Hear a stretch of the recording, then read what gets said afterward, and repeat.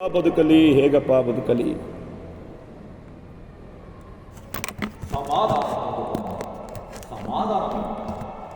ಅಮ್ಮ ನೀನಾರು ಕಶ್ಯಪ ಋಷಿಯ ಧರ್ಮಪತ್ನಿ. Very good. ಧರ್ಮಶಾಸ್ತ್ರಗಳನ್ನು ತಿಳಿದು ಲೋಕದ ವಿಚಾರಗಳನ್ನು ಅಜ್ಞಾನಿಯಲ್ಲಿ ನೀನು ಸಹ ಕಣ್ಣೀರಾಗುವುದು. ಹುಟ್ಟಿದವರು ಸಾಯಲೇಬೇಕೆಂಬ ವಿಧಿ ನಿಯಮ ನಿನಗೆ ತಿಳಿಯಲಿಲ್ಲ. ಸಾವು ದೇಹಕ್ಕೆ ಹೊರತು ಆತ್ಮಕ್ಕಲ್ಲ. ನನ್ನ ತಮ್ಮ ಸಾಮಾನ್ಯನಲ್ಲ. ಅವನನ್ನು ಎದುರಿಸುವ ವೀರರು ಈ ಚತುರ್ದಶ ಭುವನಗಳಲ್ಲಿ ಯಾರು ಇಲ್ಲದಿರುವುದನ್ನೇ ಹರಿತೆ ಆ ಹರಿ ಕೇವಲ ಹಂದಿಯಂತೆ ವೇಷಧಾರಿಯಾಗಿದ್ದಾರೆ. ಅಂತಹ ಮಹಾವೀರನ ತಾಯಿಯಾದ ನೀನು ಹೀಗೆ ದಿಕ್ಕೆಟ್ಟವರನ್ನು ನನ್ನನ್ನು ಸಹೋದರ ಸ್ವರ್ಗ ರೋಹಣದಿಂದ ದೈತ ಆನಂದ ಪಡುತ್ತಿದ್ದೇನೆ. ಆನಂದ, ಪರಮಾನಂದ, ಸಹೋದರ ಸ್ವರ್ಗಾರೋಹಣದಿಂದ ಆನಂದ ಆನಂದ.